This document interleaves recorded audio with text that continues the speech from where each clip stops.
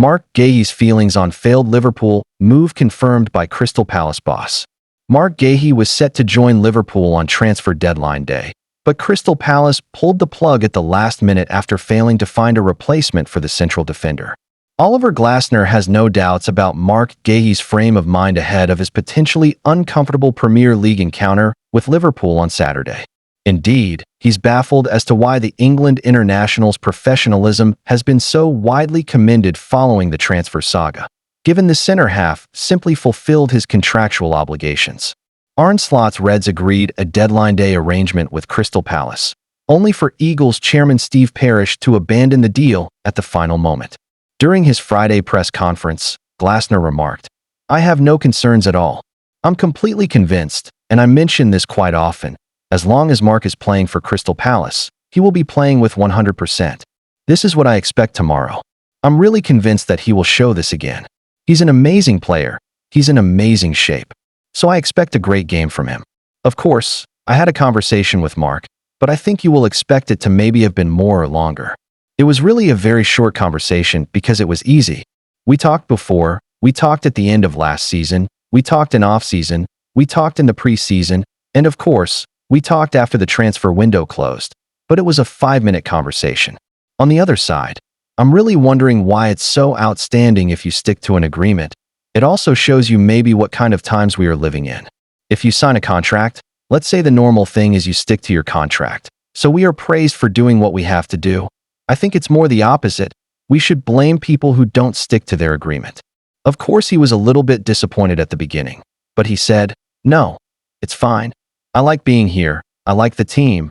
I like the staff. I like Crystal Palace. I'm a South London boy. It's all good. I will give my best." And this is exactly what I knew would happen. With the suspended Hugo Ekitike unavailable, England international Guehi will be charged with stopping Alexander Isak, who pushed for an exit from Newcastle to secure his dream move to Merseyside at Selhurst Park. Should Palace avoid losing to Liverpool, the London team will extend its unbeaten streak to 18 matches across all competitions, equaling a club record set in 1969. Speaking before facing the only other undefeated team in the Premier League, Glasner said, "I don't care about it, the opportunity to match the club record. Last year, we had the worst start in Premier League history, and at the end, we had a points record.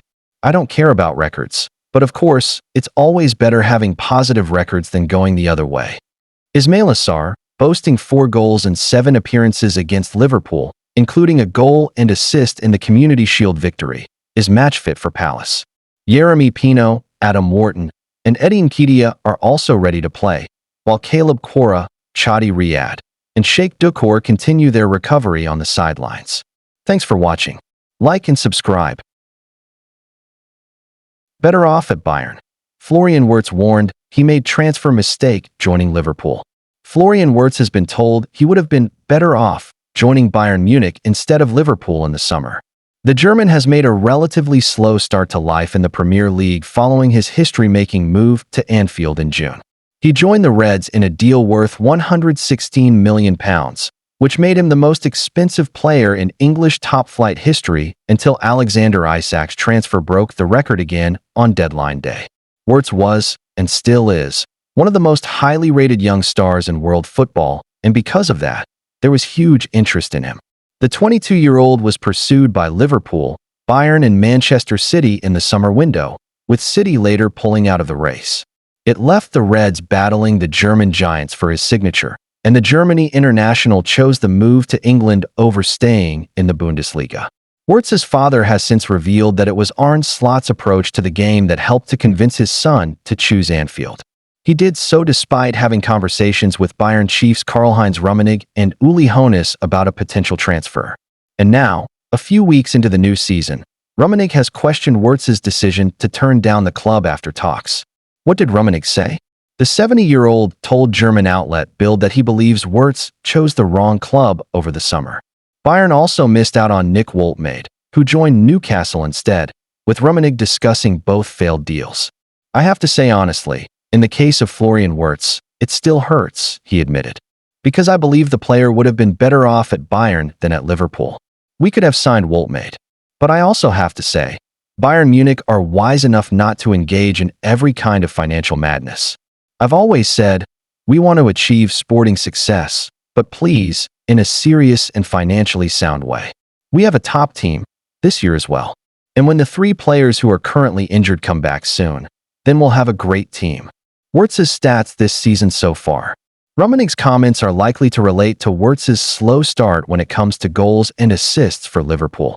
The £116 million midfielder has not had a hand in a goal in any of his 6 appearances in all competitions so far. In the Premier League, he's played 5 games and failed to get involved in a goal despite helping out creatively. Wirtz is also yet to play 90 minutes for Slot's side, being substituted off in every game but the Merseyside derby against Everton last weekend, in which he was benched from the off. It has led to some questions over his price tag and scrutiny of his performances early on in his Reds career. And the Bayern chief clearly believes that the German international wouldn't have had those issues if he had stayed in the Bundesliga. Advice from Jurgen Klopp. Former Liverpool manager Jurgen Klopp recently gave some advice to Wirtz about adapting to life in the Premier League. Klopp reminded him to stay cool, and that people will give him time to get used to his new team and league. However, Wirtz has now spoken out about not wanting to hear that all the time, despite it being good advice.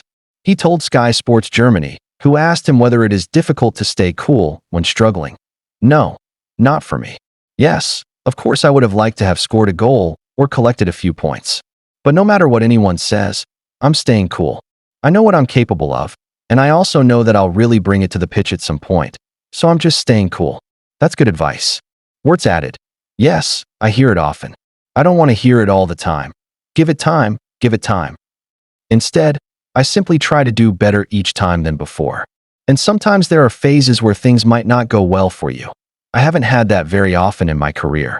Once I get through it, that's perhaps harsh, because I'm not playing badly, I just haven't gotten the points yet. It will come eventually, and then everything will be fine. Thanks for watching. Like and subscribe. Bryan Mbeumo reveals what Ruben Amorim is doing in training to lead Man United back to glory. Bryan Mbeumo returns to former club Brentford on Saturday, and he is convinced Manchester United boss Ruben Amorim has the right approach to make the team successful once again. Bryan Mbeumo says Ruben Amorim's intense training sessions and the demands he puts on his players can lead Manchester United back to the top. Mbeumo, a £71 million summer signing, returns to Brentford tomorrow for the first time since making the switch and has made an immediate impact for United, winning their Player of the Month award for August. Cameroon international Mbeumo has scored twice for United, started every Premier League game, and is almost certain to be named in Amorim's starting lineup for the game against his former club, which sees Amorim aiming to win back-to-back Premier League games for the first time. Asked how he has found working with Amorim, compared to former boss Thomas Frank, Mbeumo said, "Really good. I've found some similarities between them. He always tries to do training in a fun way, and I think this is really important, to get some fun at football, because it makes life more enjoyable. A new manager is a challenge for me. The training sessions are intense. He wants us to do a lot, do big efforts, and that can only help us to be ready on the pitch. I like it. I think it's important to improve and get better each day I'm here, and that's what I always do. With time, the team can be better, and we're going to work really hard for that. We know we're in a difficult moment, but we just need to stick together. The United players, have welcomed me straight away. They're a big part of it. Changing city or club always needs a bit of time, but everyone helped me a lot. When I first arrive somewhere, I don't like to be loud or show myself a lot, but I can go with people well, and now that's what I've done. It's been great. It's a big club, everything about it, and I'm really happy. The teammates and staff and everyone at Carrington are lovely people, so you really want to come and work here every day. So it's really good." Mbeumo joined Brentford from French club Troyes in 2019 and admitted it took him time to adjust to the change of culture as well as the differences on the pitch in terms of the playing style. "The culture is obviously different, so it was a big change, and the food as well," said Mbeumo. "It's so different. The language as well, even though I could speak a little bit of English before, but especially the food. The porridge was different. I'd never had it before I came here. Do I have it every morning now? No. I would say League Two is more tactical than the Championship, but the Championship is more physical and with intensity. and the same with England in general. In the Premier League, there are more intense games than in the French League. Thanks for watching. Don't forget to like and subscribe. William Saliba makes triple Real Madrid admission amid Arsenal contract breakthrough. Arsenal star William Saliba is set to sign a new contract with the defender, mentioning long-term admirers Real Madrid on numerous occasions in a recent interview. William Saliba has made 3 Real Madrid references in a new interview after agreeing to a long-term Arsenal contract.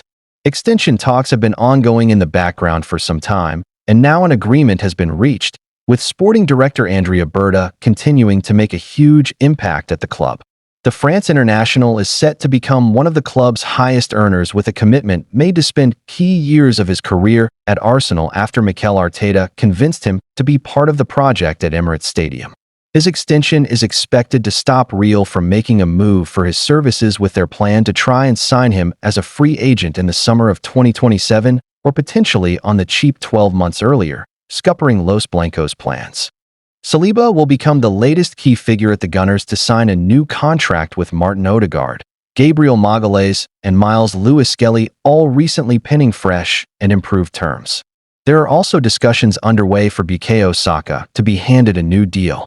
With the 24-year-old firmly in the headlines, Sky Sports Premier League conveniently released an 8.5-minute video titled, "William Saliba Answers the Internet's Most Asked Questions." In the clip, he is asked for his footballing idol, if he ever played in a different position, and the toughest striker he has played against. Unsurprisingly, his international teammate Kylian Mbappé was the response to the latter after facing him twice last season in the Champions League. When giving his answers to other questions, Saliba made a further 2 Madrid admissions, with one as a slight concern, but the other as an early sign of his commitment to Arsenal. Sergio, Ramos, or Maldini? He said when asked for who he believes is the greatest center-back of all time. "I didn't watch Maldini, but I watched Ramos, and he is number 1 or 2nd. He was a leader and won a lot of trophies. They had a great team, but in big moments he scored goals while leading the back line. He won the World Cup and Euros, so for me, he is the one." Given the fact he spent well over a decade at Real, Saliba potentially wanting to follow in Ramos' footsteps would have been understandable, but an answer later on in the interview confirmed why he loved Arsenal over Real and Barcelona from a young age. "My first shirt," he revealed when asked for his earliest memory of Arsenal. "My mum put me in Thierry Henry's shirt, and that was my first memory. I wore that shirt a lot. In Paris, you had a lot of Arsenal fans, but where I was from, they preferred Real Madrid and Barcelona. But for me, the Arsenal shirt was a proper one." When mentioning the 2 La Liga giants, Saliba also somewhat scoffed before tapping the Arsenal badge on his shirt upon referencing his current club to further make his feelings clear. Thanks for watching. Like and subscribe. Arsenal to launch huge Kenan Yildiz swoop? Gunners linked with €60 million swap deal to sign Juventus ace. Arsenal could reportedly launch a mega Kenan Yildiz swoop, as the Gunners have been linked with a €60 million, £52M/$70M swap deal to sign the Juventus ace. The 20-year-old attacking midfielder has been on fire for the old lady this term. With 2 goals and 4 assists in just 5 appearances, Yildiz has rocketed to the top of Juve's list of untouchables. North London's obsession with Yildiz. Radio reports that Mikel Arteta and his recruitment chiefs are crazy about the Turkish international. Behind the scenes, initial conversations are said to have been sparked, although it remains unclear whether they've reached out to the player's camp, Juventus directly, or both. What is clear, however, is Arsenal's burning intent to bring Yildiz to the Emirates. Details of the deal. Arsenal are willing to table €60 million in cash along with Leandro Trossard as bait. Juventus, though, reportedly value Yildiz closer to the €80 to €100 million, £70M/$94M £87M/$117M bracket, making the proposed package a test of their resolve. For Juve, the Belgian winger offers experience and versatility, having proven himself both in the Premier League and on the European stage. But at 31 this December, his resale value is slim compared to the rising star they currently possess. The offer highlights Arsenal's determination, but also exposes the gulf in valuation between the two clubs. Juve digging in their heels. Sources close to the Italian club insist the Bianconeri want to hold on to their prized asset. In fact, Juve are already working to lock Yildiz down on a fresh contract running until 2030, with improved terms designed to fend off suitors. That long-term plan signals just how central the young midfielder is to their future vision, particularly as they look to rebuild around a new generation of talent. Letting him go now, even with €60 million plus Trossard on the table, would be a bitter pill to swallow. The club hierarchy is also mindful of the message a sale would send to fans, with Yildiz fast becoming a symbol of their revival and a beacon for the next chapter in Turin. Arteta desperate for more firepower.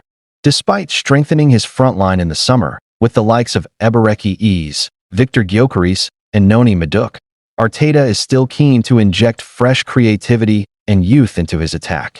Yildiz, with his ability to glide past defenders and unlock tight games, fits the bill perfectly. The Turkish starlet's flair, vision, and fearless approach to big matches make him an ideal candidate to take Arsenal's attack to the next level. Arteta views him not just as a short-term addition, but as a cornerstone for the club's long-term ambitions. With the Gunners battling on multiple fronts, including a return to the Champions League knockout stages, the Arsenal boss believes that adding a player of Yildiz's caliber could be the difference between competing and truly conquering. Thanks for watching. Like and subscribe.